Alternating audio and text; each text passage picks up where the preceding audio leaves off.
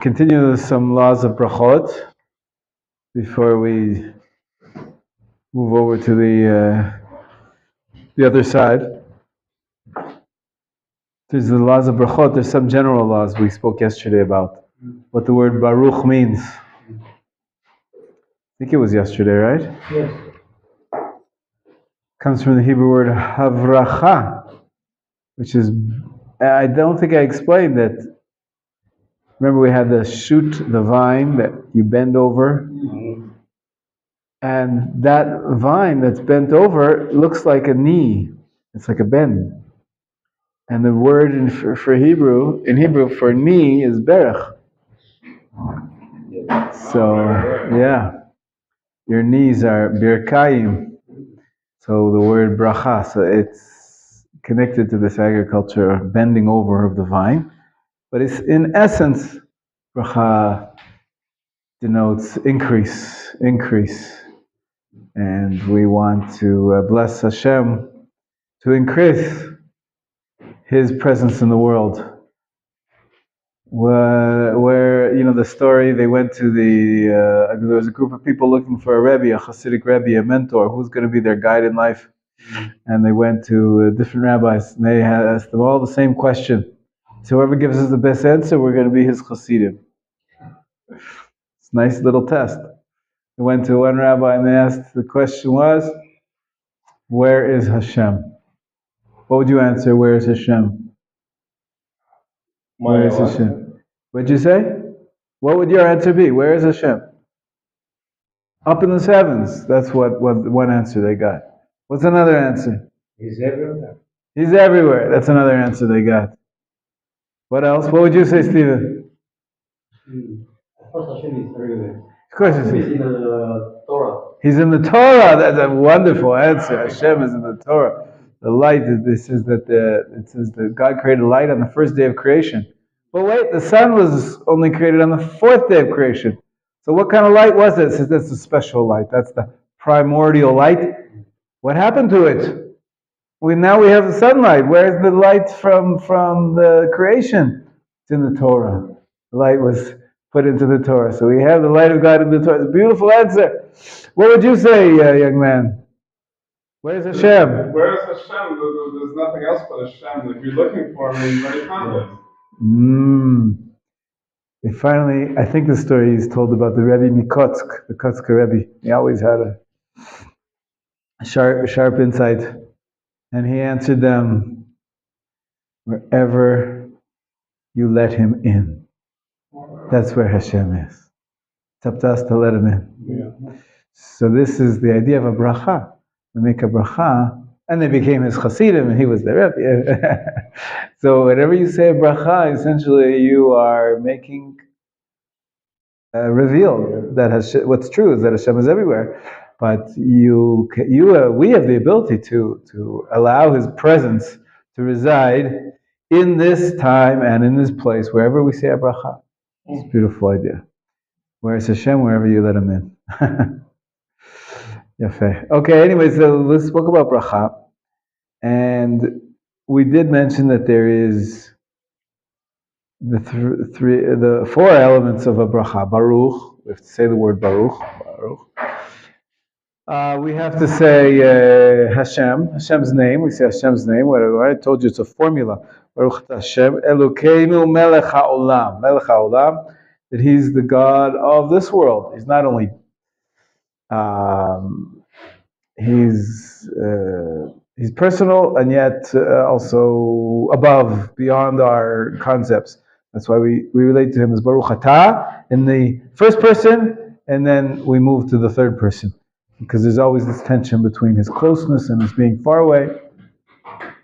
And then, of course, we say the specific Borei Pri Eitz or Borei Pri Adama, depending on whatever bracha we're making, we have the specific. Now, you may have noticed that some brachot, in the Amidah, for example, they don't have Elokeinu Melech HaOlam. It's just like a short form. Baruch Atah Hashem. Where's the Elokeinu Melech HaOlam? We say Baruch Atah Hashem, Magen Avraham. Baruch Atah Hashem, Hakel HaKadosh. Baruch Atah Hashem, Gal Yisrael. Many times in the prayers, we don't have the full Elokeinu Melech Haolam. We're missing. That's because they're part of a series. And if like the beginning of Birkot Kriyat Shema, right? We know it's a series of blessings before and after the Shema. So the first one has Baruch Hashem Elokeinu Melech Haolam Yotzer Or V'Orichol Shechor Asher B'Dvar Ma'ariv Aravim. Whatever. The first one has the Melech Haolam. Then the subsequent blessings that are a part of that series, they don't have the full Melech Haolam. They can have the shortened version. This is just a little tip. Why we have some versions. Of course, we discussed that there's some long brachot and some short brachot. Some have a Baruch Atah Hashem at the beginning, as well as a Baruch Atah Hashem at the end. And some only have at the end. Some brachot are shorter. They don't have a long paragraph. It's just one line. So we discussed that as well. Now, it's so important. If you don't say Hashem's name, it's not a kosher bracha. It has to have the basic parts of the formula for it to be a kosher bracha. So, and you're not going to make up brachot on your own. I was asking about this yesterday, I think. You Baruch Atah Hashem, Elokeinu Melech Haolam, the full formula. We only say the mandated blessings from the sages that they formulated. Let's say you mess it up. You say Baruch Atah Melech Haolam. It's not a valid bracha. It's not kosher. You didn't say the formula right. And if you're supposed to say Melech Haolam and you say Baruch Atah Hashem when you didn't say Melech Haolam, there we see if it's part of a series, you don't need the Melech Haolam. Like on the Amidah, we only say Baruch Atah Hashem.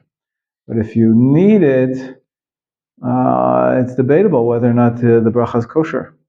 If you say Baruch Atah Hashem Elokeinu Melech Haolam for prayer 8, and then you're rushing and you not thinking, so you say Baruch Atah Hashem for prayer 8. You didn't say the word Melech Haolam. God is the King of the universe. God is not just far away, but He's present in our world. We have to. I think it's not kosher. You don't say the Melech when you should. It's also the opposite problem. The opposite problem is when you make a bracha when you're not supposed to. By accident.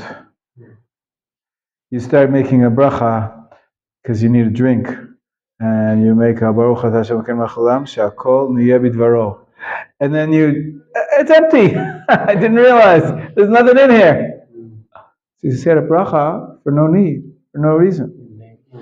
In vain. A blessing in vain. It's a big problem. The common thing that happens to me is that, like, I'm already covered under another bracha. Like, I said something, Exactly. and I'm like, oh, I'm thinking something new, but I already knew I had it, and that's like super. Me too. It happens to me too, because I'm so used to it sometimes. So if I have a few types of fruit, and you're supposed to say bracha on fruit, even if you're like after the meal having a dessert on fruit, you should make a bracha on the dessert. But then, so I have two fruits which are both prior 8. Sometimes I make an extra bracha. It's a big problem. You're saying God's name when you shouldn't. What's that called? Taking Hashem's name is vain. This is it's a desecration of Hashem. It might even be part of the Ten Commandments. It says Lo Tisah Shem Hashav. You're not supposed to take God's name in vain. So the original context, according to most poskim, is when you swear. Swearing in Hashem's name. But according to the Rambam, it sounds like anytime you say Hashem's name when it's not improperly, it might even be a biblical prohibition. You're going to be careful about that. Even if it's rabbinic, you have to be careful not to do anything wrong, even according to the prohibition of the rabbis. So there is, it does happen, unfortunately. You should be more careful about what we say. Only 3 months to go. Tammuz Av Elul, before Rosh Hashanah. Rosh Hashanah, Yom Kippur, we're all saying, I'm so sorry for all the things that I said wrong with my speech. Better be careful now. It's only 3 months away. We're going to be taking stock about how good we've done. The ultimate test is not now. It's in Yom Kippur coming up soon. So let's say you did by accident. You thought there was a drink in here because it's closed. It's not transparent. So you should have picked it up first and felt. There's a tiny bit. Okay, maybe it's good enough. But you made a bracha and you don't. It's unneeded. What do you say? What pasuk? Right, so it's actually not quite a pasuk. Baruch Shem Kvod Malchuto L'Olam Vayed. We say it in that we stick it into the Shema, right? After the first verse of the Shema, we throw in this. I think it's a rabbinic statement. Baruch Shem Kvod Malchuto L'Olam Vayed. I don't think it's a pasuk. No, like if you finish the bracha, I think you would say the pasuk, so it doesn't. Like when you're stopping between and you were less, then it was wrong. You say Baruch Shem. Right? So there is an interesting pasuk. I think it appears in Kohelet, or is it Tehillim? I'm not sure. It goes like this: Baruch Ata Hashem Lamdeini Chukecha. Lamdeini Chukecha. You should all know this. Let's put it on the board. No. Where's my eraser? Oh, thank you. Thank you very much.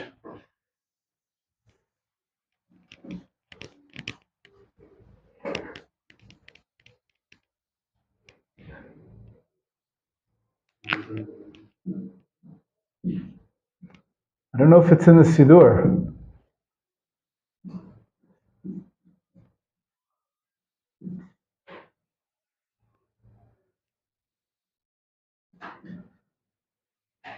Lamdeini.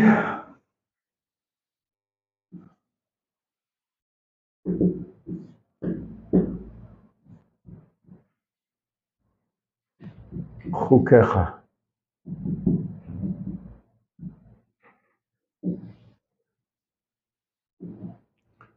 You say Baruch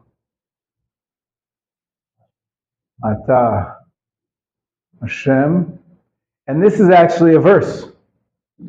So let's say you realize you start saying the bracha because you got your cup and you think there's a drink in here, and you say Baruch Ata Hashem, and then you realize, it's empty.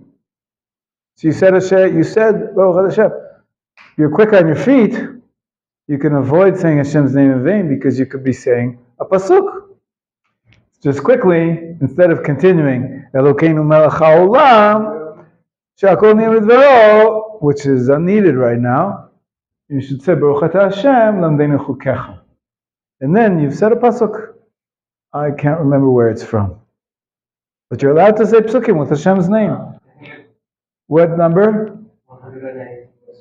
119. That's what I thought.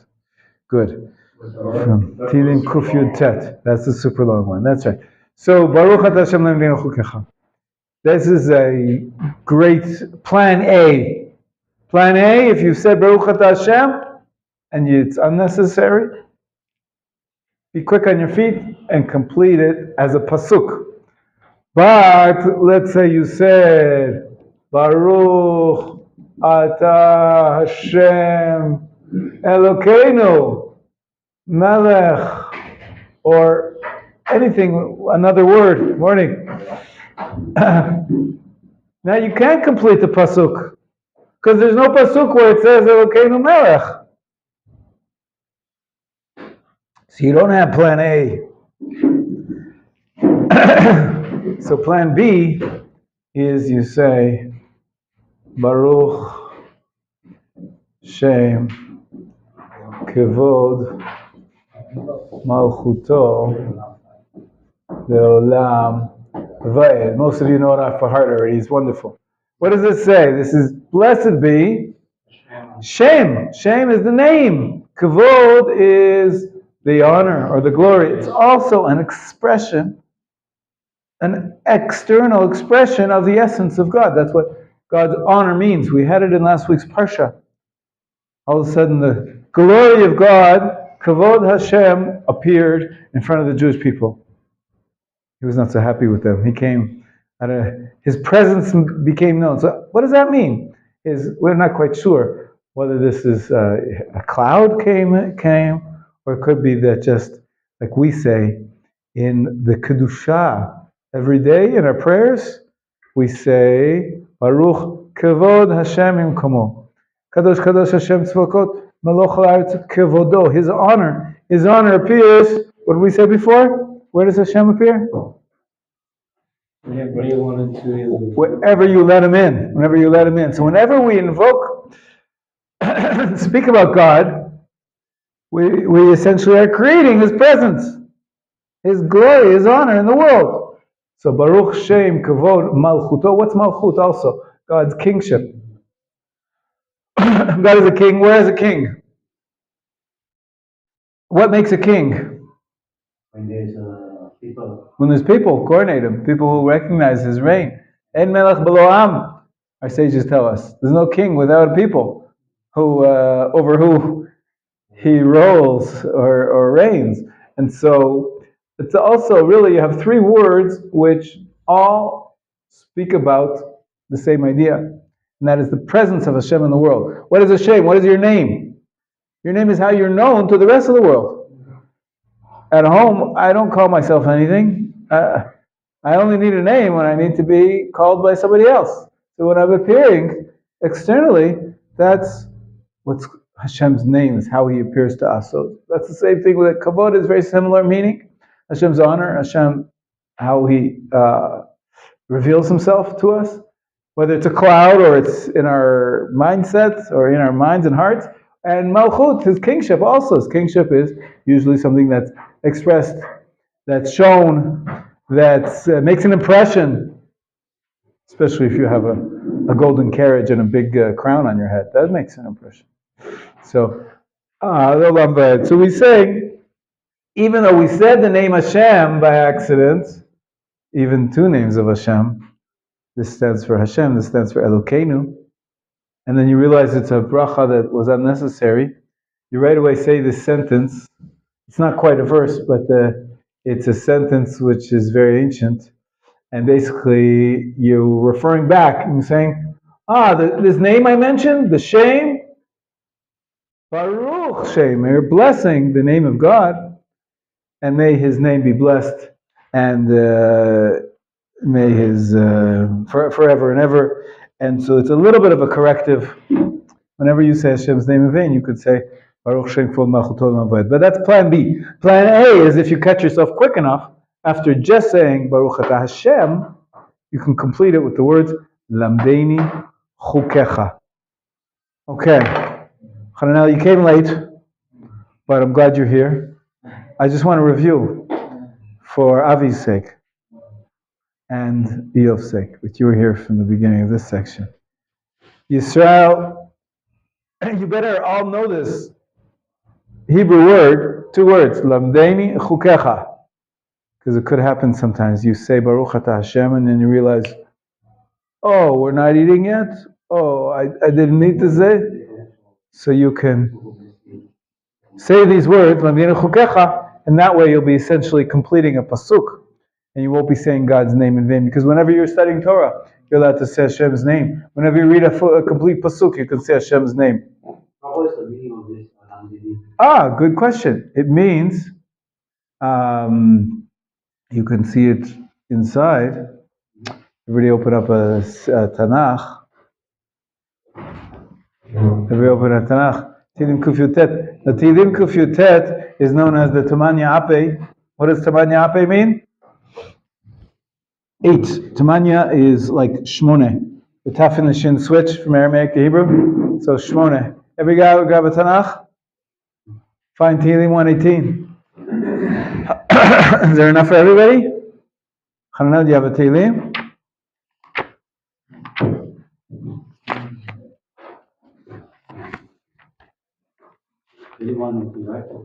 Yeah.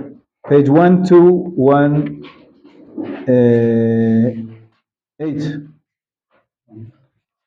1218. 1218. 1218. I know it's small letters.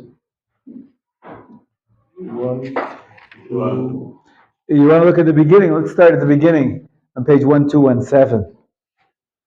Just to show you this famous passage of Tehillim. Out of the, how many passages in Tehillim are there? 150 chapters. Chapter 119 is special. It's known because it's the longest. By the way, the longest, how many verses are there in the entire thing? 150. No. Oh, wait, not verses. Verses in chapter 119. It's known as the longest chapter in Tehillim. Close, 22 times 8. Because there's 8 verses for every letter of the alphabet. 176. You see that? 176. And by the way, what's the length of the longest Masechet in the Talmud? Is Baba Batra. It's 176 pages. Isn't that a coincidence? What else is 176? Can't remember right now. In any case, if you look to the beginning on page 1217, it starts Ashrei Tamimei Darech Halchim B'Torah Hashem. Blessed are they undefiled in the way who walk in the law of the Lord. Okay, not the best translation, but you notice that the Pasuk Aleph starts with the letter Aleph, Ashrei. You see that? On page 1217 at the bottom. And then Pasuk 2 starts Ashrei Notzrei Lutav. It also starts with the letter Aleph. Verse 3, Af lo fa'alu avla. You see that? It starts with the letter Aleph. You can recognize an Aleph, right? Verse 4, Aleph. Verse 5, Achalai. Next page, verse 6, Az lo evosh. Verse 7, Odcha, Aleph. Verse 8, it starts off with the letter Aleph. And only in verse 9, the top of page 1218, fourth line, it says, Bameh Yizakinar Dorocho. Bet. Verse 10 starts off with a bet. 11 starts off with a bet. 13, you see what I'm saying? Yeah. You see what I'm saying? On page 1218, you'll see verse 12. That's the verse I was teaching you about on the board. Baruch atah Hashem lamdeni chukecha. Blessed art thou. Lord, teach me thy statutes. So that's Israel. You want to know what lamdeni chukecha means? It's right here, verse 13. Teach me thy statutes. As I said, the meaning is really secondary here. The main thing is, it starts off, Baruch atah Hashem, the formulation which the sages made for a bracha. And so that's a way out of avoiding saying Hashem's name in vain. If you already continued and you didn't say the word lamdini, but you said the word Elokeinu melech haolam or something like that, so then you only have recourse by reciting the Baruch Shem Kol Malchut Olam Vayet. We have to take Hashem's name. Saying every word we say is very significant. What makes us unique as human beings is the power of speech. Yes. Question. Let's say we say Baruch Atah Hashem, then we pause. We have doubt on let's say the fruit. Then pause for a while, then we continue. The question? Mm-hmm. It's a good question. Having an interruption is prohibited. We know that. You're not allowed to interrupt in the praise. But what's considered an interruption? So obviously, if you say Baruch Atah Hashem, and then you see, hey, there's a bird over there, that's an interruption. You're in the middle of your sentence. You're speaking to God, and then you're talking about bird watching. That's an interruption because you spoke. What if you did an action? You're saying Baruch Atah Hashem, you're saying a bracha, and then all of a sudden you start to, type on your computer or go onto your phone. It's an interruption. You're doing an action in the middle of your bracha. It's an interruption. You're asking is, what if you have an interruption which is not really, I'm not doing anything else, I'm just waiting. It's just time. There's a time lag, there's a delay. That's also considered to be an interruption, but it depends how long. How long is the interruption? If it's every time I say a bracha, I speak slowly. Baruch, Ata, Hashem. There's a few seconds in between each word. That's not an interruption. That's just the normal way of talking. So what makes an interruption of time too long? It's a very interesting definition in halacha. It says that if you wait long enough so that in that gap you would be able to say the entire bracha, that's too long. But if it's not long enough to recite the entire bracha, then you can continue if 2 seconds, 3 seconds, 5 seconds, however long it usually takes you to say that particular passage that you're saying. So it depends. On a longer passage, you have a longer time to have an interruption of waiting, not by speaking, but just by waiting. And if it's a shorter bracha, so you've got a shorter time. In general, we try to co-join our words so that there's not more than 2 seconds in between, because there's another definition. One definition, as I said, is the time it takes you to complete the entire blessing or passage. You shouldn't wait longer than that amount of time. And the other definition used in halacha is Shalom Alecha Rabbi Umori. Greeting someone. The standard greeting in the Talmud, when you greeting your rabbi, is 4 words. Shalom Alecha Rabbi Umori. Some people say it's only 3 words. Shalom Alecha Rabbi. But the standard is 4 words.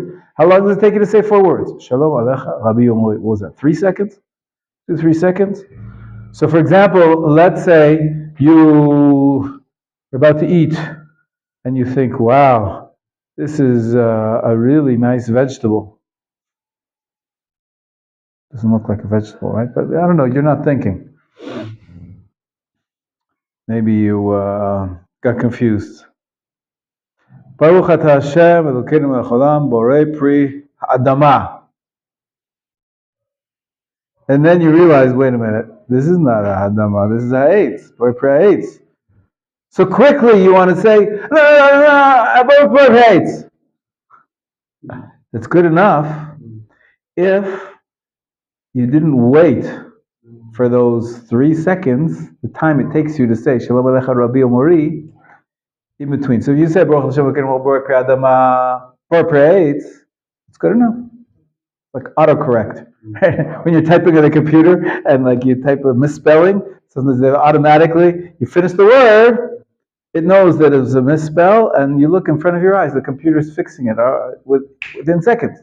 So if it's within a few seconds, you can correct what you said. But after a few seconds, then it's already, it's a mistaken bracha. And what should you say? Baruch Shem Kavod Malchuto L'Olam Va'ed. And then you say the proper bracha. Say Borei Pri Ha'etz from the beginning. Baruch Hashem Elokeinu melech haolam Borei Pri Ha'etz. Okay, so there's a lot of rules there, but I hope that was clear enough. Yes? I read somewhere that if you make a bracha and if you had the intention to eat that food, you don't need to make another bracha again. So I'll tell you, it really depends on what bracha you made. Because we learned, for example, that if you don't know whether it's a fruit or vegetable, which bracha do you make? Or you know that it goes to the ground, you make a adama, it's still kosher even if it's something that grows on the tree, because the tree grows in the ground too. So there's some brachot which are kosher even though it's the wrong bracha. And if you say shehakol, for sure it covers almost everything, right? But some brachot are just wrong. If you make a borei pri ha'etz on something that mazonot, it's just not kosher because it doesn't grow on the tree. Mazonot is from grain, which is in the ground. So you have to be more precise. What did you want to say? You wanted to change the question or No, like clarify? what I read was I saw the question somewhere. He was putting on his tzitzis and he said that that's a diet. So they asked someone, yes, the rabbi, Yeah. wrong or not? If you had the intention of putting on the tzitzis, you shouldn't make a bracha again.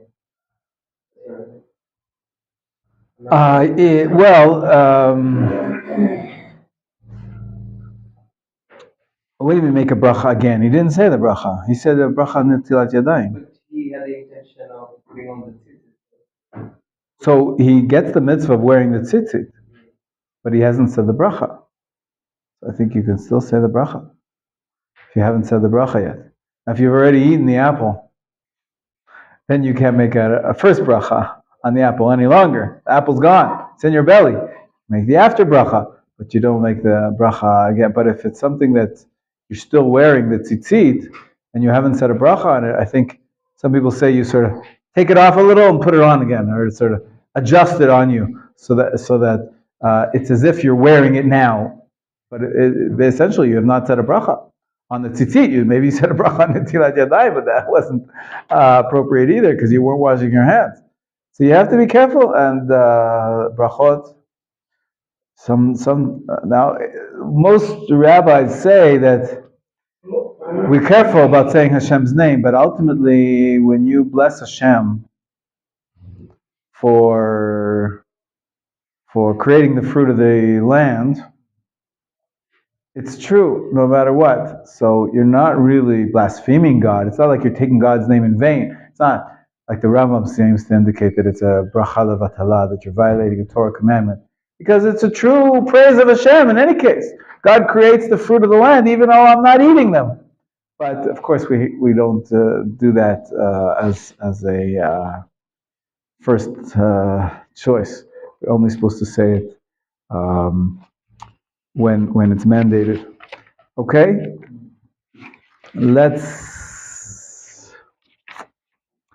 I want to share with you some laws about eating. Because the Torah says that not only did you have to say a bracha, there's guidelines for how you're supposed to eat. Who can tell me? Something about what a Jew's table is supposed to look like when a Jew eats. Different, I mean, we all eat, right? Even non-Jews eat. What are some of the laws or guidelines from the Torah about when you eat? About food? About having a meal? It's a very broad question. Try to think of it. How do you make your eating holy? You see that eating is an animalistic thing. Animals eat, right? We're very developed, maybe, but we're very developed animals. We all have a drive to eat. We need to eat. If we can't eat, we go foraging. Right? For thousands, maybe tens of thousands of years, all people were thinking about was berries. Where do I find the berries and avoid the lions? Right? Is fight or flight and just survival. Baruch Hashem. About 10,000 years ago, we started to be a little wiser, and we developed more interesting rational capabilities. We don't know exactly, but we still have to eat. Right? We all have a sex drive. Right? This is part of the human makeup. This is how the world gets populated. So do animals. That's how there's more animals, because they have sex. So humans are very animalistic.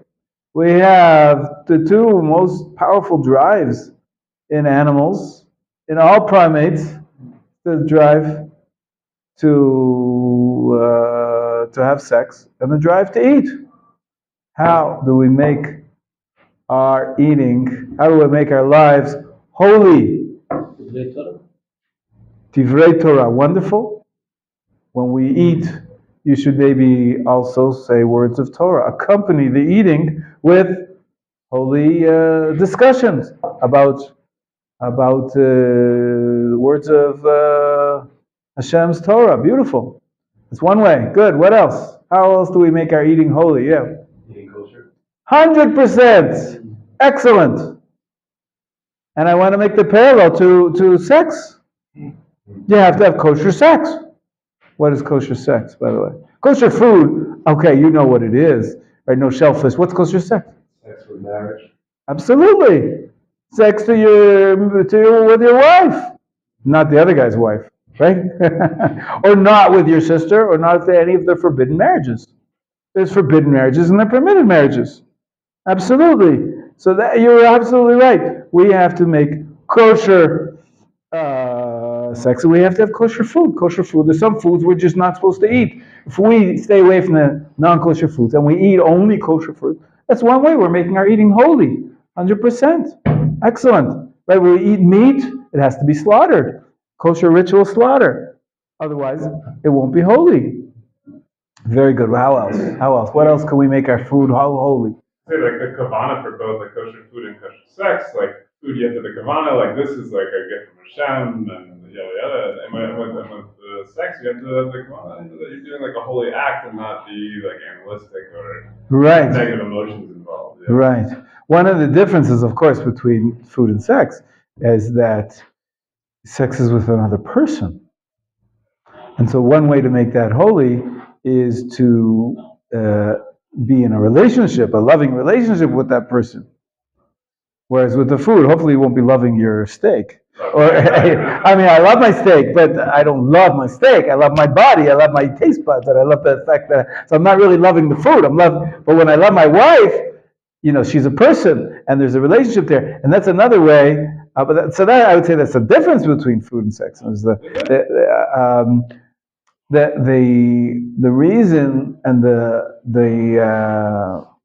general attitude towards the activity, it's got to be more than just the physical. That's similar. What you're saying, 100%. I'm not disagreeing with you, but I'm just pointing out there's a little different in what type of kavanah there would be. When it comes to food, maybe you could just think, okay, I have an intention. I'm not doing this for my base animalistic desires. It's not only about materialism.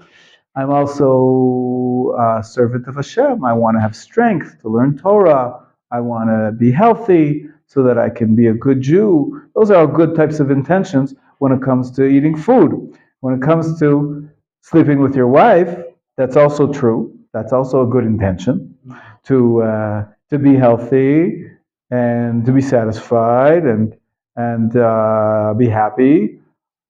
But also, the idea is to make your wife happy, to make her happy, and to be giving in the relationship. That's another aspect that you don't really necessarily have when you eat.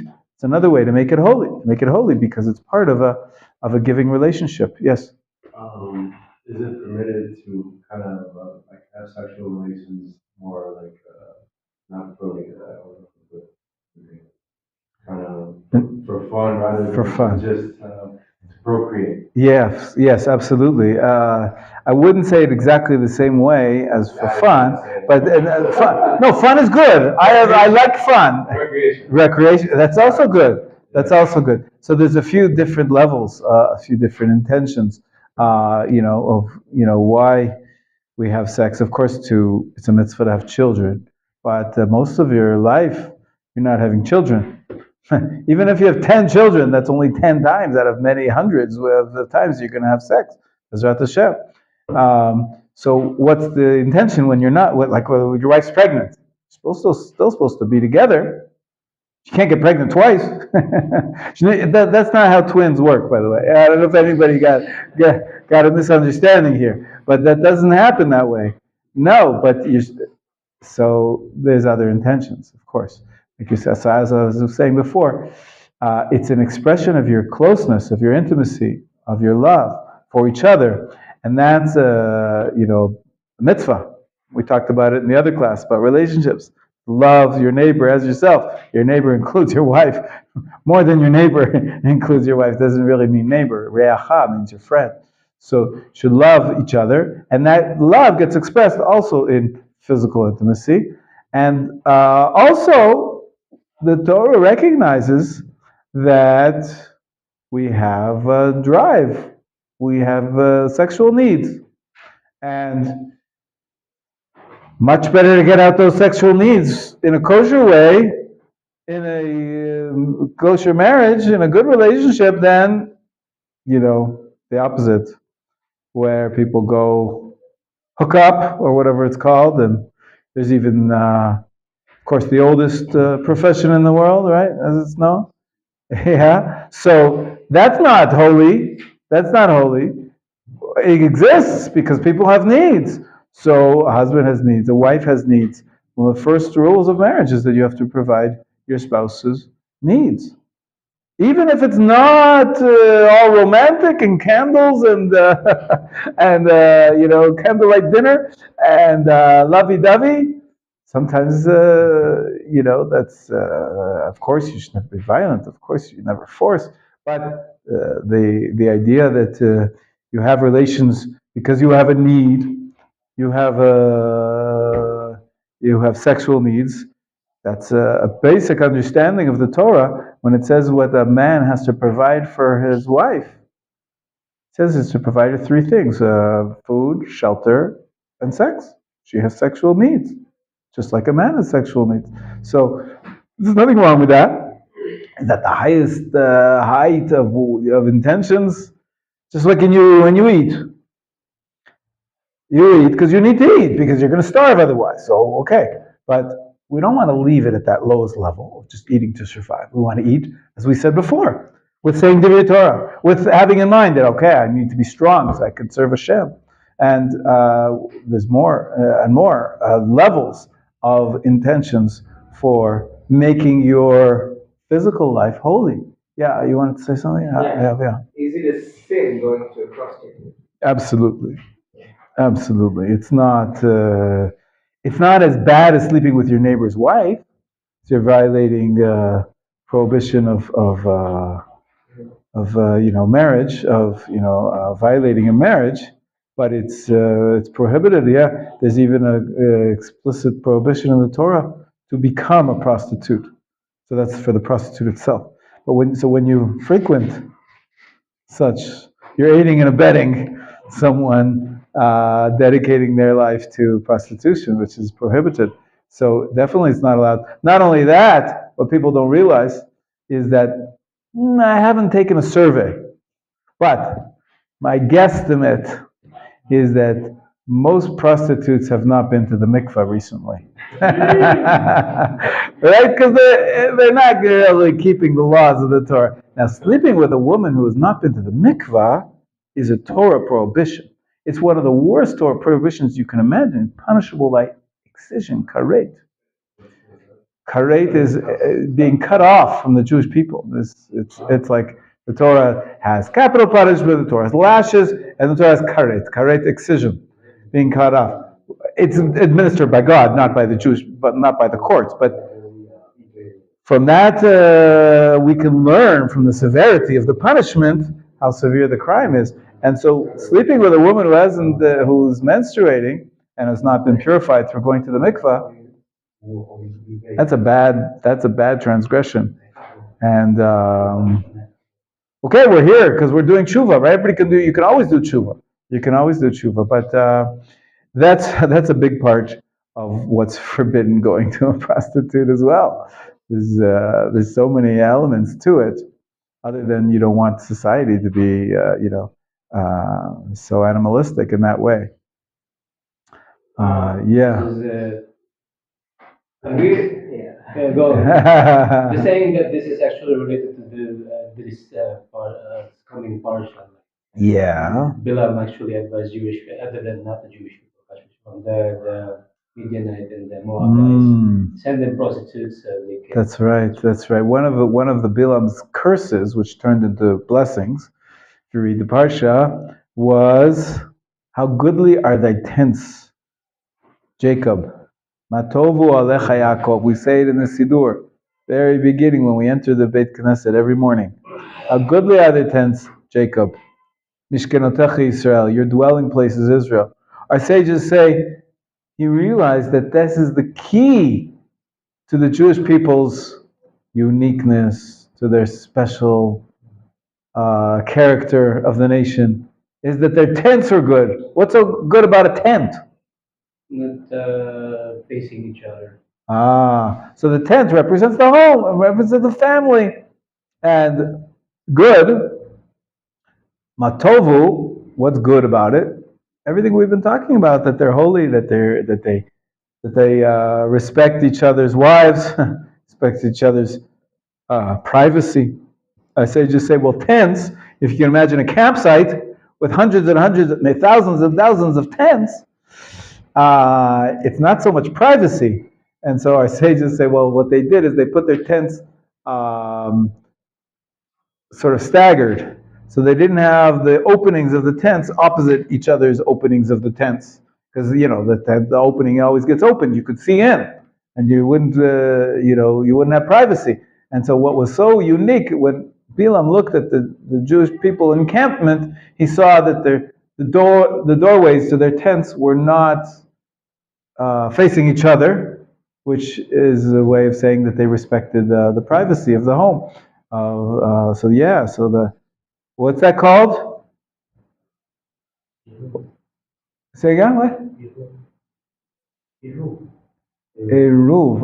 Eruv, not so much. Eruv is like when you surround or make one the entire community. Maybe you're thinking of, there's a word for nakedness, which is erva, but that wouldn't be appropriate here. Probably what the word I'm looking for is tzniut. Tzniut. He saw the Jewish people were tsanua. What does tsanua mean? Modest, usually. It's translated as modest. They were modest because they respect each other's privacy. Right? So we don't have sex in the street. We try as much as possible. It's crazy. We live in a crazy time where there's sexual tension everywhere. You can't walk by the street without a billboard with a woman with no clothes on, and live women with no clothes on the bus. In the summertime in Israel, people wear very little clothing, and that's something we need to fix. We want to have a holy society where that sexual tension is in the right place, between husband and wife in the bedroom, not out in the street, or even in the dancing floor of a wedding, right? The way all the standard of mixed dancing and used to be you could be a singer, but now you can't be a successful singer if you don't have a good body and you don't show your body in the video, right? I was old enough to remember when they started making music videos. Used to be there was an album, there was no video that went with it. The songs were judged based on their musical value. Then it became a video. There's no such thing as putting out a song without a video, and the video many times is very cheap and just showing, trying to create sexual arousal, and it's part and parcel of making an attractive song as having this attractive sexual connotation. So, there's discussions of whether or not you can listen to women singing. So it really depends on the age you're living in. Nowadays, hearing a woman singing, it goes together with the whole, sexual arousal, temptation with the video, and all sorts of dance moves which are inappropriate to be out there in the public sphere. So, modesty. But anyways, we digress. It's a good thing to digress.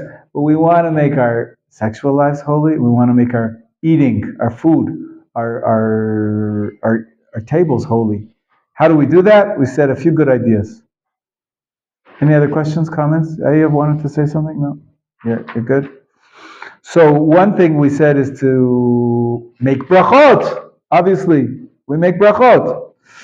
Another thing we said is to say divrei Torah, a wonderful thing. Don't talk with your mouth full. And it can be dangerous, actually, if you talk while you eat. You could choke. You have to be careful about that. Another way we make our tables holy is by inviting guests. Eat with somebody, and you give to somebody while you eat. So people are lonely and they don't have enough food, and by all means, you should be generous. Even if you have a bag of chips, because you have a little craving, because you're hungry in between the meals. Happens sometimes. It's a long break between lunch and dinner. It's usually a false alarm. You want to look in the hallway to see if there's a fire, but we got a window right here. I think it'll be all right. Yeah. I think we're okay. Usually there's construction going on or something like that. There, that was pretty quick.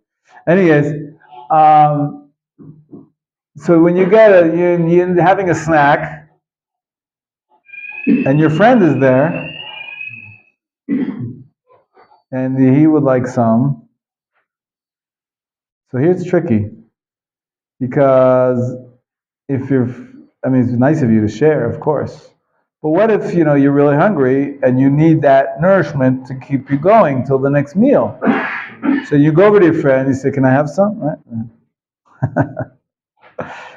And he wants to be generous, he wants to give you some, but really he doesn't want to give you because he's really hungry. And he went to laid out the few shekels so that he could have the snack. That's called the Suda She'ena Maspeket Ba'ala. That's called a meal which is not enough to satisfy the owner. So you're not supposed to go and sort of, leech, attach yourself onto somebody who doesn't have enough for himself. So you got to be careful. Also, Yeah. usually when people want food from somebody, it's not because they were actually hungry. It's because they're going after their eyes. They're saw it and oh, I want that. That's also true. I was hungry and I needed sustenance. That's also true. We have to remember. You're saying that's a very important principle. Is that you should not just eat out of your desire just because you were enticed to it by seeing the food or something like that. Sometimes, believe it or not, I don't know if you have this problem, I know I do. It's called overeating. Ever have that problem? Yeah. It's so delicious. Wow, so you have more, so you have more, so you have more. That's inappropriate. First of all, it's unhealthy. Second of all, sometimes you eat too fast. You're stuffing things in your mouth. That's gluttonous. That's disgusting. You're not allowed to do anything disgusting. Anything that people look at and they say, this is disgusting. You're not supposed to do that. Bal teshaktu, it's called. You're not supposed to disgust yourself. And so overeating, the trick is, this is a good trick. You could try this at home. And that is, if you're not sure if you need more, if you don't need more, take a break for 10 minutes. And sit at the table, continue talking words of Torah, but don't decide to have another portion yet. Sometimes the digestion process, you actually are full. You just don't know it. Your mind doesn't process it because your body takes time to process it. But if you wait 10 minutes, then you'll say, okay, I'm not hungry anymore.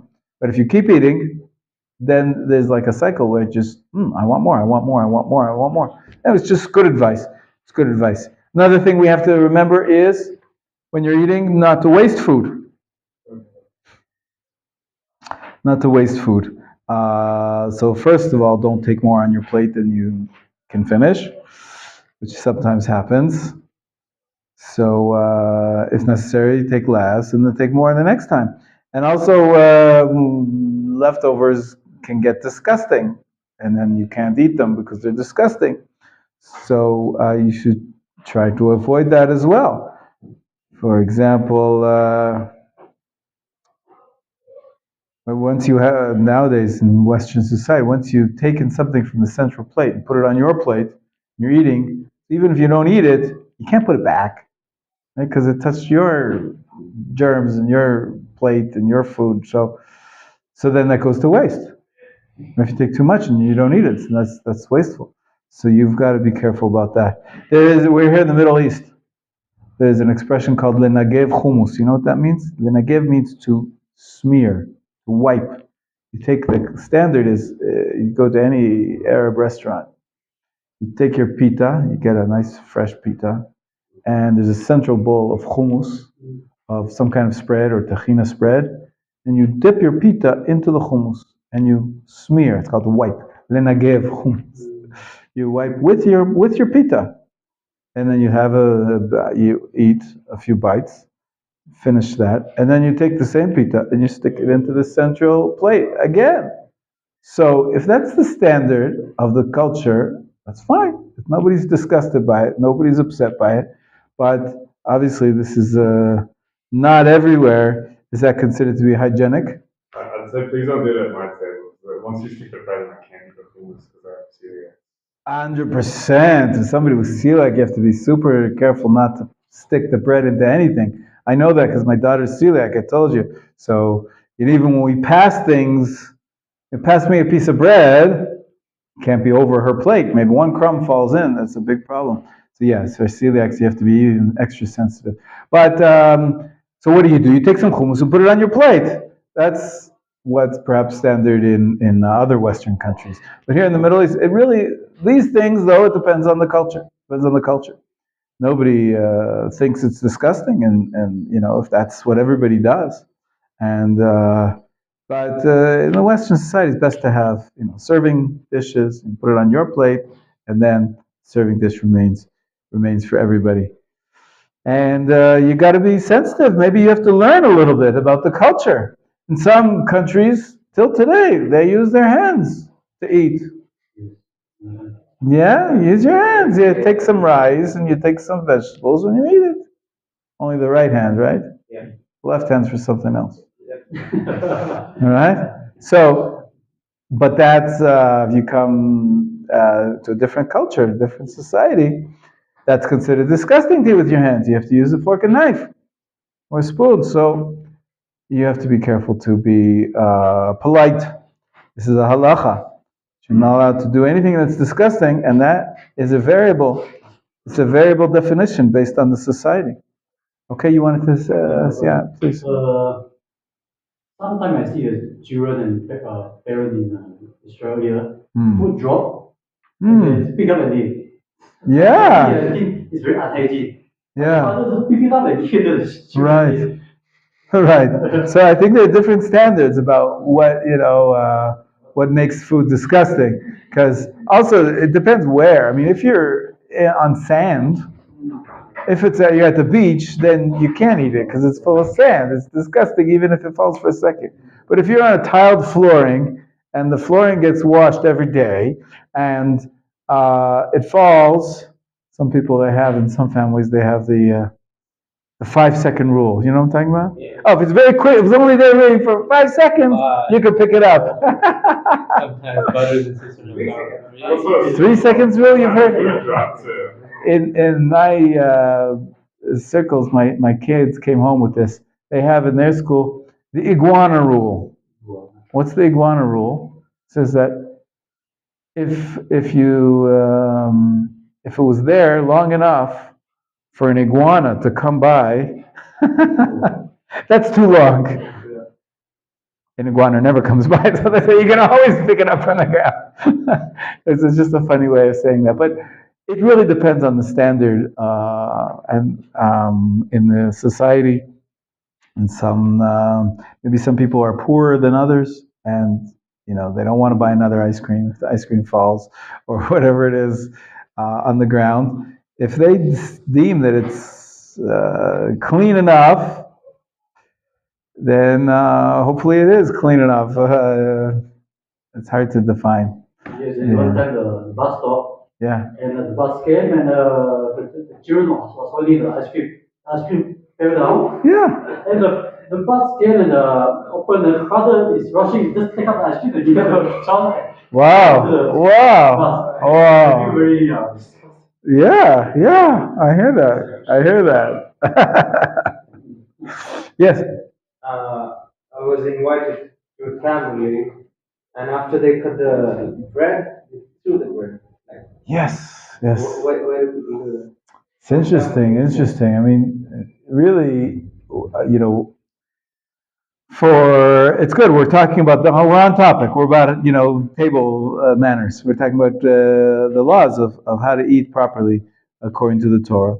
We're saying lots of good things. So there's a special law about, we all know this from Shabbat, that we have these 2 loaves, which are whole, and we want them to be whole because they're symbolic of the 2 breads, the double portion that we received of the man on Shabbat. That was the introduction of Shabbat to Jewish people, probably, is that we got a double portion for Shabbat. So we have 2 loaves, which reminds us of the man. So we're thanking Hashem at every stage. But the law is also, when you make a bracha, we haven't talked about this too much, but we're doing our best. that it's best to make a bracha on a whole item. So if you have a half an apple and you've got a full apple, and now you want to go and eat and you want to make a bracha, it's best to take and make the bracha on the complete apple. So another rule is that if one is better and one is poorer, you should make the bracha on the better one, on the higher qualities. There's all sorts of rules about which one. So when it comes to the challah, the lechem on Shabbat, the special bread, you want it to be whole. You want it to be complete. So the bracha is said on a complete. The problem is sometimes you've got a few people around the table, so you have to make the bracha on one is whole. But what are you supposed to do after you make the bracha? You're supposed to eat right away, but you can't eat right away because it's whole. So you've got to cut it. You've got to slice it or tear it apart. Whatever it is, you have to do something after you've made the bracha before you eat. So we're really a little bit under the gun. We're a little pressured. Because usually, you hold the item in your hand, make the bracha, and eat it right away. But here, most people, there's only one set of 2 breads for the entire table. And we want to make the bracha while they're still complete. So we make the bracha, but now we have an interruption. We have a time delay. How long is long enough to delay between making the bracha and actually having the piece of the actual taste of the bread? So we try to limit it as much as possible. And so really we should, cut the bread as quickly as possible and distribute it. So some people, I think they're like trying to be as quick as possible. So they just, they want to distribute it quickly. So they actually throw it. But you're not really supposed to throw food. It's not. It's a holy item, but but there are some traditions like that where it's maybe because they're trying to be as quick as they can to eat the bread and not have too much interruption after the bracha. But like I said, this is a cultural thing. Some people they always throw the bread, but it's not originally proper. Yes. 有陣時咧，我哋點講咧？喺啲當然喺講 Jewish community 裏邊啦，即係啲party 或者 gathering，或者我哋而家喺度有啲人攞啲食物嚟，或者喺有啲酒店或者有啲人屋企，你佢唔會有食物嘅嘛？冇個 certify 係話呢個 kosher 㗎啦，你唔會問佢㗎嘛？咁你係咪 assume 佢係 kosher 所以至做？ How's your Cantonese, Avi? I was trying to understand what we're saying. Yeah. What's going on here? What? Yes, we have a translator with us here. His So question is, if in a Jewish gathering or hotel or okay. anything, if a person bring food in, and how to assume that the thing is kosher? Oh, good question. Yeah, it's a good question. So you have to check. You have to check. I mean, usually if the person invites you, keeps Torah and mitzvot, he's not going to serve non-kosher food. But if you don't know who invited you, and you don't know the nature of the restaurant, you have to check. How do you check? You look for the Tu'udah, the certificate of kashrut supervision. At every restaurant or every hotel, they have right at the entrance, they have to have a sign which says, we are certified kosher by this rabbi, by this organization. That organization is different types. But if you don't know, you ask, do you have kashrut supervision? Usually if someone inviting you is a Torah observant Jew, he's not going to serve you non-kosher food. But if you're in a place where you don't know people, also sometimes you look around and you see, that guy looks pretty religious and that woman is covering her hair and they're all having the food. So you can assume that they checked. So you can rely on them essentially. But maybe you're not looking properly. Maybe they're just having a coffee and tea and they're not actually eating the food. So best thing is to check, to know. And you can ask the waiter, do you have a Tu'udah? Tu'udah. What's Tu'udah? Certificate. Do you have a Tu'udah? Mean Tu'udat Kashrut, a kosher certificate. And they'll say, yes, we do. Or they'll say, no, we don't. And if they say, yes, we do, you can even ask to see it. And if you look on the certificate of kashrut, anytime on the bottom, there's a phone number of the mashgiach. What's mashgiach? The supervisor, the one who's supposed to supervise that all the rules are being followed. And you call him up. It's a good thing. You call him, listen, I'm at restaurant XYZ on the corner of, Hamiri Street and whatever it is, and I see your name here on the certificate. Can you tell me a little bit more about, how good they are about keeping to the rules? And usually they'll be very honest and they'll give you the details. And they say, yeah, the lettuce comes from this place and the meats are from this kashrut supervision, and I'm there every day, and I make sure that they check the flour and they check the rice for bugs, and they can give you a lot of knowledge about the details. But basic level is their tuda. So they have kosher supervision. What if you're going to someone's house? If it's a private party? So you have to know who the host is and who's in charge of the kitchen. And if they're religious Jews and they look like they know the laws of kosher and they're keeping the laws of kosher, so then you rely on them. If someone tells you something's kosher and he's a reliable person, you can rely on that. If they don't look so religious and you don't know if they're keeping kosher, you can ask. Maybe they'll say, yeah, we bought all the food at this kosher store, and it's all kosher, don't worry about it. If you trust them, you can trust them. If not, so you don't eat. If you don't know that it's kosher and you can't trust the people who are hosting you, says, oh, just have a drink, I'm not hungry, whatever it is, you move on. But it does happen. So we live in a mixed society where some people keep kosher and some people don't. So you have to be aware and only eat the kosher food. Yeah, absolutely. Good question. Yeah. I just wanted to ask a question about the kosher McDonald's. Because I've seen religious people coming in. Well, yeah, right. There's also says that they are kosher by mashgiach. Perfect. But also the milk section is separated from the meat section. Okay. But some At the Tachana Merkazi you're talking about? if I'm not mistaken. Yeah. Some religious guy bought an ice cream. Yeah. And he go inside in the meat section. Oh no. So this is I don't know if this is really kosher. Yeah. So listen, if you can't close your eyes and say, oh, I'm just going to rely on the rabbi and I'm going to know everything. They're serving me a cheeseburger. Oh, but there's a tuda. No, you can't do that.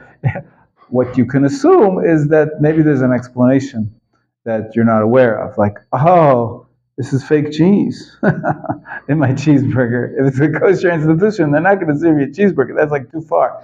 Now, it could be, you see, people are not careful about the rules. Maybe there's a tuda. Not every tuda means that the rabbi comes often enough to make sure, and it could be they just paid someone off, and these things do happen.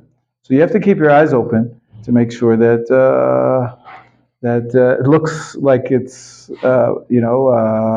properly run organization.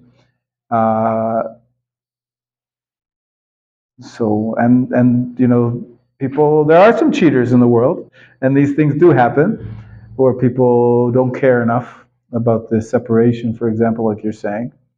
It doesn't necessarily make everything treif, but you could choose, I won't eat here, I'll eat at the next place. Or if you have that option, there's levels of kashrut. Again, it's not a class on kashrut, but we're sort of touching on it here because we're talking about how to make our eating holy. It's not only about blessings, it's also about the food products and how they're processed and how they're made, keeping the kosher laws, and about saying words of Torah, and about eating in a respectful way, and not to be a glutton, and everything that we've been saying this class. It's all part of, how do we relate to eating? It's sort of an extension of the laws of blessings. So Okay. it's safe to eat there? Like, I don't know which institute you're referring to, which but it institution you're says, referring to. McDonald's, kosher McDonald's. Yeah, okay, so it depends who the supervisor is. In every city in Israel, there's a different kashrut organization, and a different rabbi is in charge. And some of them are better, and some of them are worse. In general, Jerusalem's pretty good, better than most cities, because there's just so many religious people here. And whereas you go to some outlying town, I don't want to mention any names, but you don't know if the rabbi is doing his job. There's even been stories of, kosher certificates, and the rabbi's his name is signed up. Wait a minute, he died 5 years ago. That's not going to be very good inspection, Maybe spiritual inspection. Maybe, I don't know. But you got so one thing you should do is look for the certificate, and it has a date on it. Sometimes they're post date. They only give it like for 6 months at a time, so that they get the regular checkups and make sure that they're keeping by the rules. And if maybe they weren't keeping the rules, then they didn't renew it, but they kept the old certificate up there. So you got to make sure. And the best thing is to really call the number on the, if you have any suspicions. So yeah, it's complicated because there's different cities and different kosher organizations, and you have to learn a little bit more about the scene, about the world of kashrut, to make an educated decision. But in general, first thing, basics, only eat at a place which is kosher. And you can ask, do you have kosher supervision? Many times they'll say, we don't, but we still keep kosher. They always say. Yeah, we don't, but it's only because we're open on Shabbat.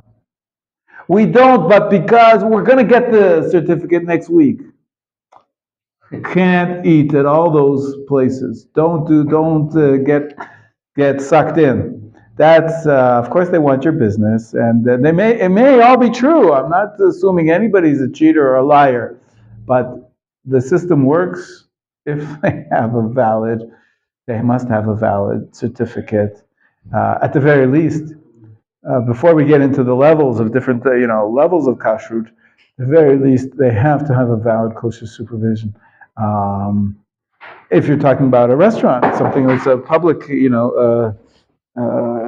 eatery, of course, if someone's home, you have to rely on them. Okay. Another question? Someone had another question. If some places they keep, they are kosher, but they don't keep Sabbath. What is it? That's a big problem. There are some cities around the world. There are some rabbis around the world who really wanted people to eat kosher because otherwise they would eat not kosher, and there's no other kosher, no other choices, and they place some fancy footwork in the kitchen between what they use on Shabbat, what they use after the Shabbat, and they actually do give supervision on eateries or restaurants which are open on Shabbat. It's a little complicated. But it does exist, and technically it can be done. It's pretty much standard in Israel that we don't do that, except there is one exception. People don't realize it, but there is an exception, even in Israel, and that is in the airport. There's some restaurants that have kosher supervision in the airport, and the law there is in the airport, you can't get a concession stand unless you work on Shabbat, because there's flights on Shabbat too, and there's lots of people coming in from around the world, and there's this special arrangement they have with one of the rabbanuts, where they make sure that they give them kosher supervision, even though they're open on Shabbat. Wow. Obviously, you can't go shop there on Shabbat, and you won't be if you're religious, but if you want to eat there on a Monday or a Tuesday or a Wednesday, they have the kashrut supervision, and the rabbis made sure that they do the fancy footwork necessary. And again, it's not the highest level of kashrut, but it can exist. It does exist in some cities, in some circumstances. It's justifiable in some circumstances, like I said. Otherwise, there won't be anything kosher. But it's not ideal, right? Of course, it's quite complicated because food cooked on the Shabbat is not kosher. If someone cooks food, even if the food is kosher, right? Because they violated the Shabbat, it's not kosher. Yeah. I had a situation that happened to me that was actually really difficult where I brought cheese from this cheesemaker in Spot to a dinner. And so the person who's hosting the dinner is not a rabbi, but it's like a member of the community, religious person. And he said, "Oh, where did you get this cheese from? It's amazing." I said, "Well, I got it from Kadosh. Oh, I got it from this cheese place." He's like, "Well, I heard that they had a problem with working on Shabbat. So it's like, one, this guy's not a rabbi. Two, he's saying it's hearsay. Like, right. He doesn't actually know. So now I was in a kind of a weird situation where I don't want to eat something that's treif, but I also don't want to not eat something because somebody is passing around a Shalom Hara that's may not be true. Yeah. It's a complicated situation. I didn't have a rabbi on hand at the time. I didn't eat it, but I felt kind of, right. Well, I can't uphold this standard. Like, if this happens in the future, somebody says like this about that, like then I'm just like kind of. It's talk is cheap, as they say. It's very easy to shoot things down, and it's dangerous on either end. One end is dangerous, you don't want to eat non-kosher food. But the other side of things is also dangerous because you're going to be bad-mouthing a good Jew who's got a business. People are going to start saying his food's not kosher. He could lose all of his business and not provide for his family. So you're hurting one person while trying to save another. You're being Machon Meir on the laws of kashrut because maybe it's not perfect. And on the other hand, you're hurting an individual. So it's a sticky situation. I identify with what you're saying. There's all sorts of hearsay, but on the other hand, if you're not an expert, you should check with experts, by all means. Like you said, you didn't have the ability to check at the time, so you were in a bind. I appreciate that. It's complicated. Someone else wanted to, yeah. I have a question piggybacking the other topic before. Sex. Yeah. Back to sex. Yeah, it's always interesting. It's always interesting. I knew where I was thinking. Yeah. What about masturbation? Yeah, so it's actually, there's no explicit pasuk in the Torah which says it's forbidden. However, it's clearly a bad thing. There's a story in the Torah about, what was it about? Onan and Er, there's brothers who they wasted their seed. They didn't want to impregnate the wife of their late brother. There's a law of levirate marriage, it's called. So in any case, they're definitely evil people. God kills them. We can learn from this story that it's a bad thing. It's definitely not as bad as sleeping with another woman, but it is forbidden. There's a debate whether it's forbidden from the Torah or forbidden from the rabbis. It's definitely forbidden. Now, what complicates things is that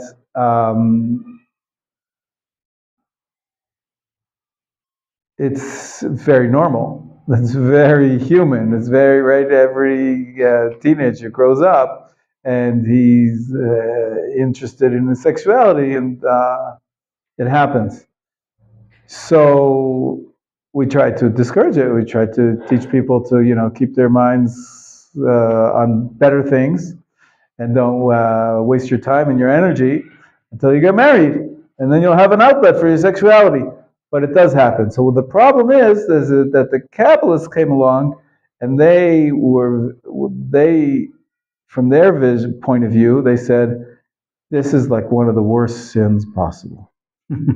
They said if you spill your seed, it's like giving birth to millions of demon children. Demons. You can't do tshuva. All sorts of really extreme statements we find in the Kabbalah about this issue of spilling seed. Also says that if you waste seed, it's like killing the generation of Noah. Wow. Yeah, it's like because they're all potential life that you're killing them because you're not. So this is a problem. This is a complicated issue.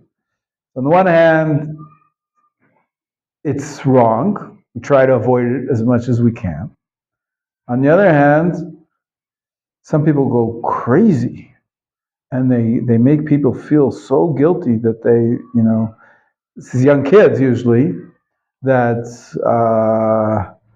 they hear these kind of statements from the rabbis, from the Zohar, and from this, and they think, oh, I'm like scum of the earth, and I can't do tshuva, and that's the end of my life. And they throw off their kippah, and they stop being religious, and they throw it all off, and they go off and they do worse things than ever imaginable. And so we have to be sensitive here to the issue here. Of course, it's negative.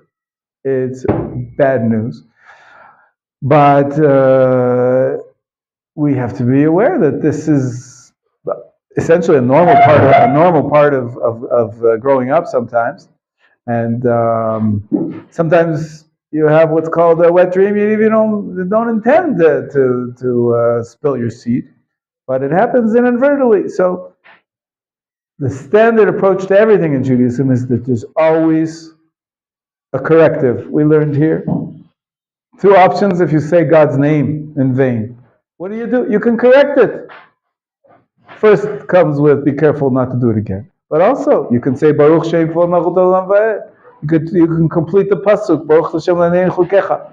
So if you do the wrong thing, so you can do tshuva. You can do tshuva. How do you purify yourself? The mikvah. Mikvah's even the Zohar, who says how bad it is, says there's a corrective. You go to the mikvah, you come pure again, and you try harder the next day, and make sure you get busy doing good things, and you do some sports, and you get off that pornography sites and whatever it is, and you get busy with learning Torah and get your mind on healthier things, and also at the right time find yourself a girl and get married and have a holy life. So there is that's the attitude in short. In short, good question. Yeah. So when you go to the mikvah, like what do you do? So we don't actually. A woman who goes to the mikvah after her menstruation period, she says a bracha. There's a bracha, like it's a mitzvah. Mitzvah for her to be permitted to her husband. So every time she goes to the mikvah, she says a bracha. But men don't say a bracha because you're not obligated in going to the mikvah, except if you go to once a year. Some people say a bracha before Yom Kippur. You're supposed to go to the mikvah. The only time you're really mandated to go to the mikvah is if you are going to the Beit HaMikdash. If you're going to eat holy, sacrifices or anything like that. But we don't have that nowadays. So the mikvah it's sort of all based on custom. It's not an obligation, not from the rabbis, not from the Conversion. Yeah. Convert says a bracha. That's right. When they use the mikvah, right? It's unique. It's like Netilat Yadayim. Most brachot we say before the act or before eating. We say bracha before. Netilat Yadayim is one exception. We say the bracha after we wash because our hands are dirty before, or for another reason. That's one reason. And also mikvah, you can't say a bracha as a Jew until you're a Jew. So you have to go to the mikvah first, and then you make a bracha after coming out of the mikvah. Very interesting format. But there are situations where men say a bracha, but usually you just go. You go, there's laws. It has to be a kosher mikvah, and you're not allowed to have anything separating between your body and the water. So you take off all your clothes, and you go in, and you come out. That's it. There's no bracha. But I used to go a lot more, but I realized I don't really like it.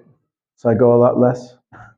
Because it's not an obligation. It's not I used to go every Friday to get ready for Shabbat, purify myself for Shabbat. Gives you a nice feeling. Really, you come out of the mikveh, you feel fresh, you feel like you're a new person. It's like a birth. It's like a rebirth, right? Because the amniotic sac is full of water, right? The baby's born from water. And so you go into the mikveh, though, you have to immerse your whole body at once in the mikveh. and not even one finger out. So you make yourself, so it's sort of like being, and then you feel refreshing. And our sages tell us that it's a spiritually powerful mechanism. Going into the mikveh waters has to be rainwater, has to be water that's natural, was not drawn or handled by anybody. So it's a very special process. And then the main thing is to move on and live your life properly. So going to the mikveh is a good thing, but it's not an obligation. Yeah. Okay. No? Can you go to the same well? The woman go? Technically, yes. A mikveh is just a pool of water, which, as I said, has not been drawn and comes from rainwater, and it's so you don't, if you're not going at the same time as the women, there's nothing lo tsanua, nothing immodest about it. But in most communities, they try to avoid it if you can, because women feel uncomfortable. We want to encourage them to go as much as possible so that they don't violate the laws of Nida, which is a very strict one, as I was saying before. And so if there's going to be one woman who feels uncomfortable because a man comes into the mikveh when I'm not here, it's not worth it. It's not worth it to make one woman uncomfortable because this one man wants to do this extra chumrah of going to the mikveh. And so in most communities, they don't allow it. They don't allow men to go to the women's mikveh. In some communities, they have two mikvahs, one for men, one for women. Mm-hmm. It's ideal. It's amazing. Some communities, if they don't have the finances, they don't have this. Once a year, they allow men to go to the women's mikveh on Erev Yom Kippur. But according to some communities, some poskim, you must go on Erev Yom Kippur. Also, for promotion, you use a women's mikveh, not the men's. That's it's usually true, but it's usually true because we're more careful about the kashrut of the mikveh for women, because it's a biblical law, than the men's mikvahs. Men mikvahs also have to be kosher, but there's levels of kosher. Like we were saying about the levels of kosher food, so there's levels of kosher mikvahs too. So just to be sure that the conversion is valid, we go to the most kosher mikvah. Many times it's the women's mikvah. It doesn't have to be the women's mikvah.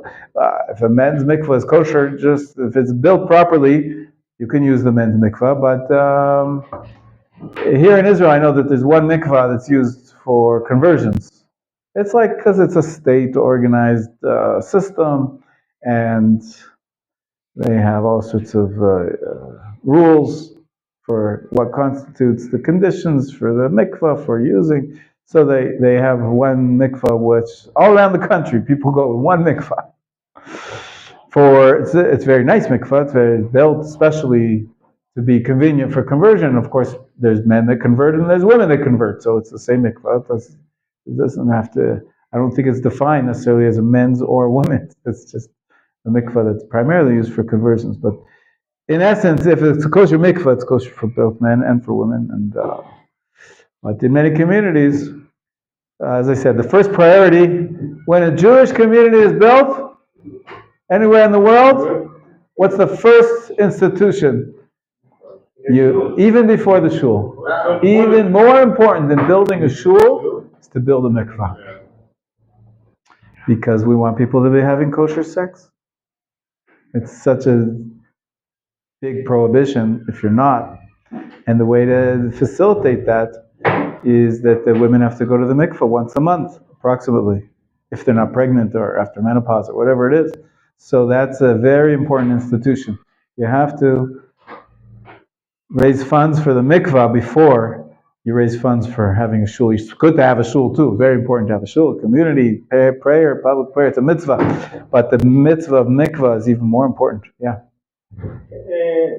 Here in Jerusalem, in the buses and all over, the way the women have clothes on. You're saying what we do is yeah. Once you must follow the rules, do the other. Yesterday when I went home,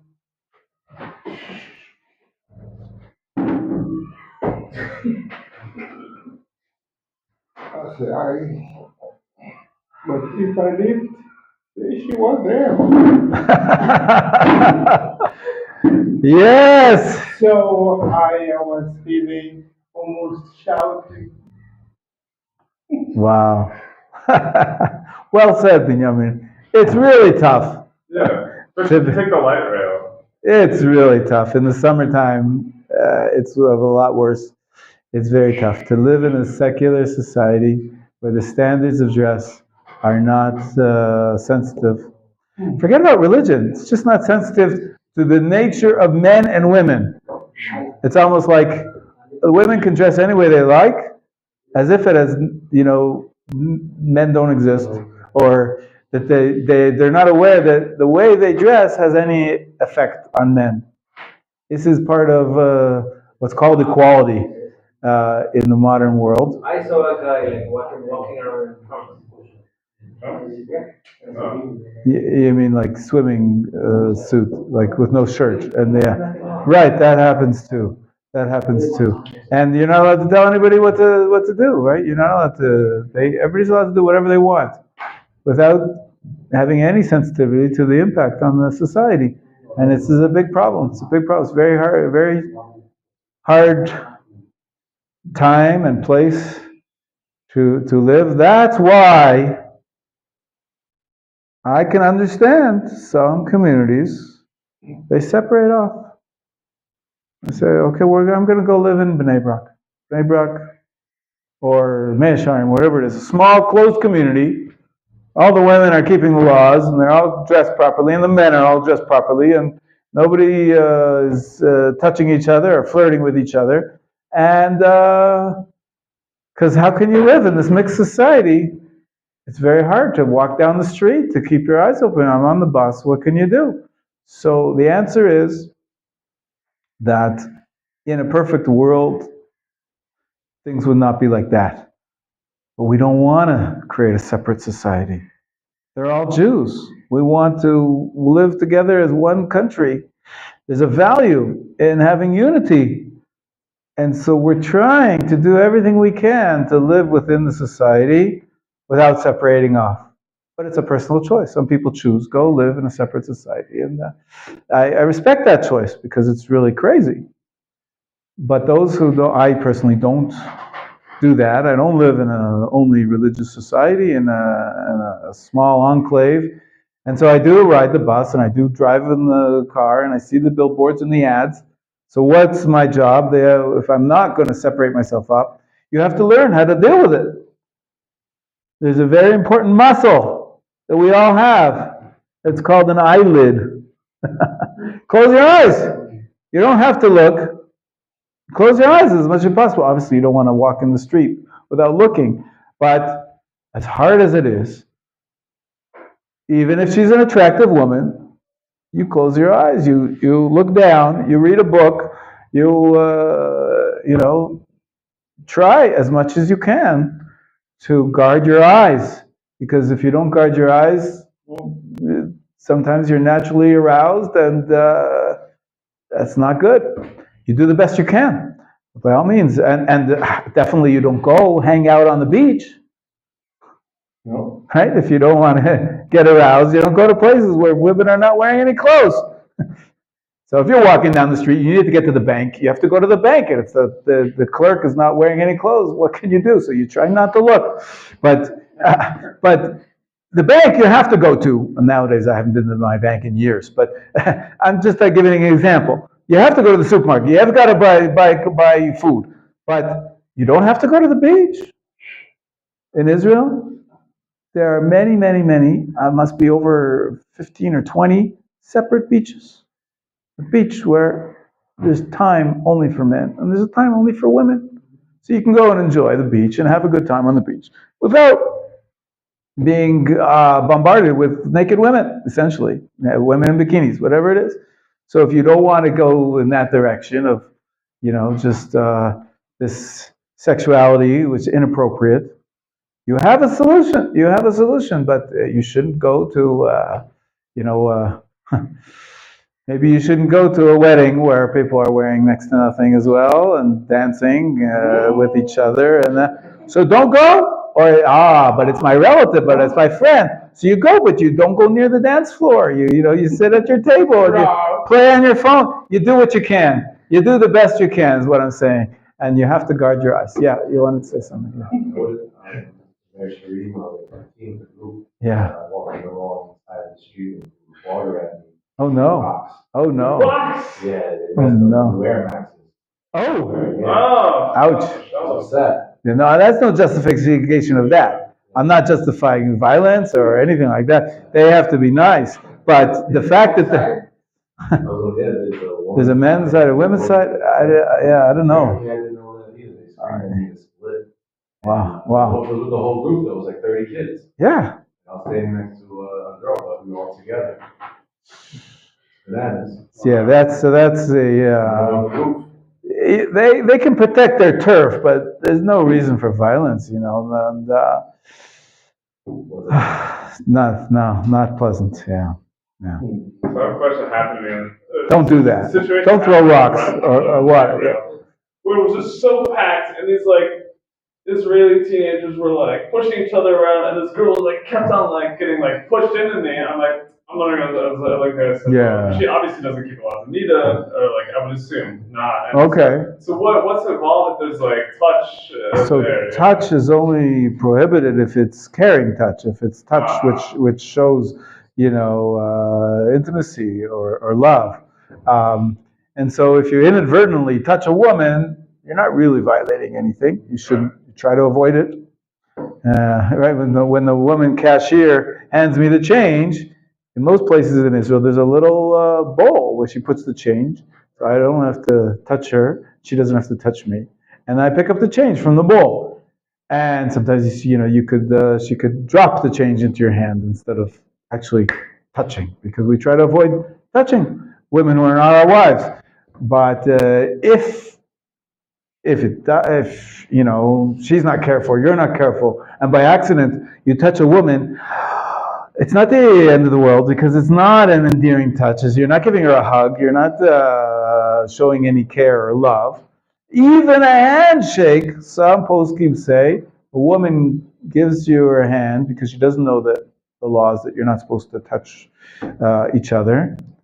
And she would be very offended if you don't take her hand. You're allowed to. That's a good solution. Better than nothing. But some rabbis say that you're allowed to, in order to not offend her, you're allowed to shake a hand. A shake hand is just a cordial convention for politeness. It doesn't express any closeness. And so you can shake you shouldn't suggest it first, but if she puts out her hand, you don't have to embarrass her. There is some rabbis who allow that. Ideally, if you know you're going to be in that situation, so make sure you're holding something in your hands, or be wise about it.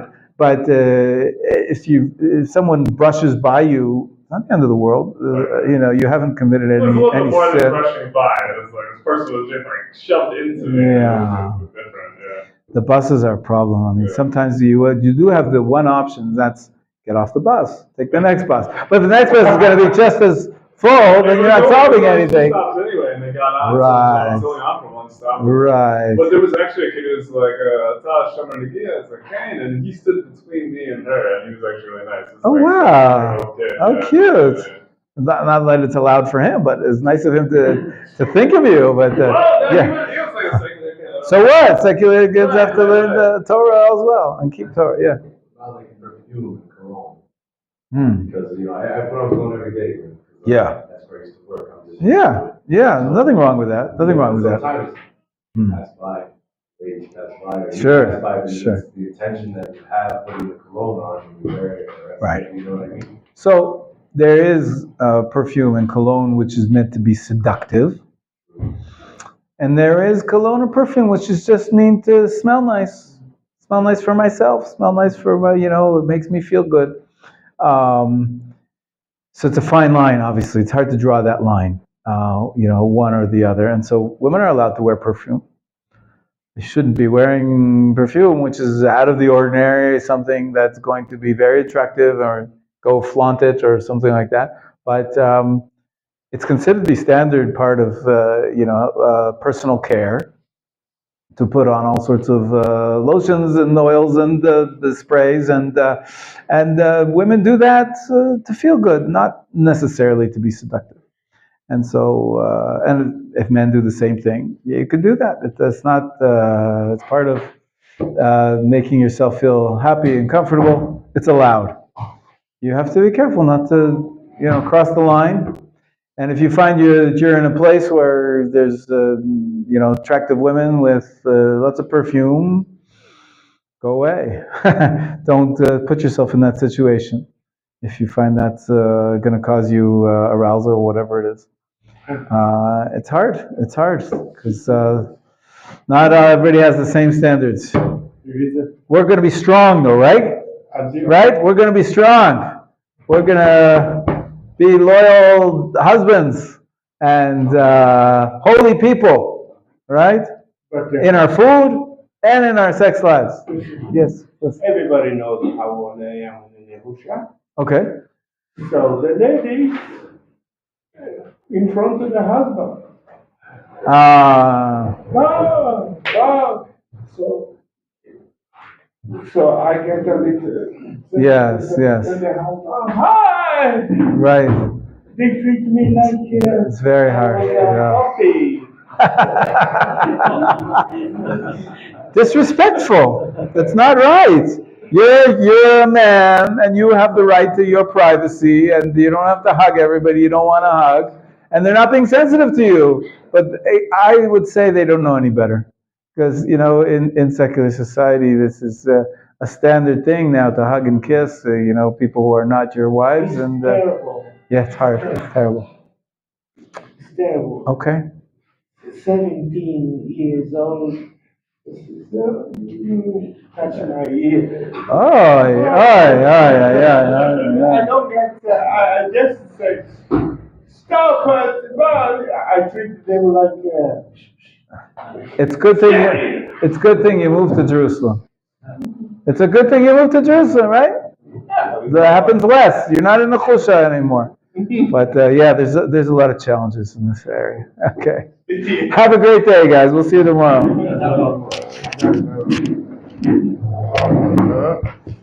Yeah.